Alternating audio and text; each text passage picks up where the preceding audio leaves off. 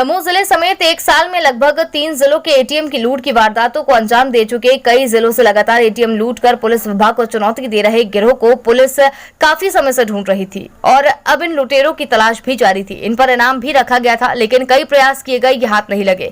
जिसके बाद सागर आईजी अनिल शर्मा के नेतृत्व में कई टीमें और एसआईटी गठित की गई। इसके बाद लगभग अलग अलग जगह पर इन चोरों को पकड़ा गया। अत्यधिक संख्या वाले जाली नोट और नकदी एटीएम लूटने का सामान इस गिरोह से जब्त किया गया है।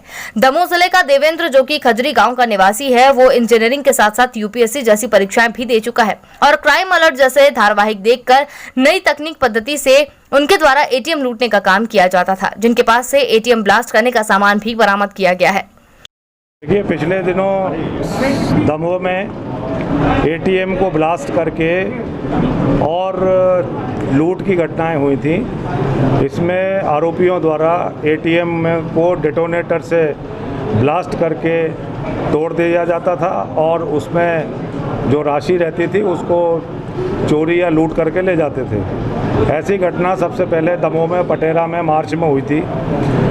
उसके बाद सेम घटना गैसाबाद के हिनौता में अभी 17 मई को हुई थी। दमोह पुलिस लगातार इस वारदात को ट्रेस करने के लिए प्रयासरत रही, लेकिन इसी बीच सिमरिया में भी 19 जुलाई को इसी प्रकार की घटना एटीएम को ब्लास्ट करके चौकीदार को कट्टा अड़ा करके कर दी गई थी। इस घटना के बाद इस तरह की घटनाएं बार बार होने पर और सफलता नहीं मिलने पर डीआईजी छतरपुर श्री विवेक राज के नेतृत्व में दोनों जिलों के अधिकारियों को जोड़ करके एक टीम बनाई गई थी। इस एसआईटी टीम का दायित्व था कि ये एटीएम की वारदातें जो ब्लास्ट करके की जा रही हैं, इनको शीघ्रता से ओपन किया जाए, पकड़ा जाए। और ये बहुत गर्व की बात है कि हमारी एसआईटी ने उन आरोपियों को पकड़ा जिनके द्वारा ये वारदातें लगातार की जा रही थी। इन्हीं आरोपियों द्वारा कटनी में और जबलपुर में भी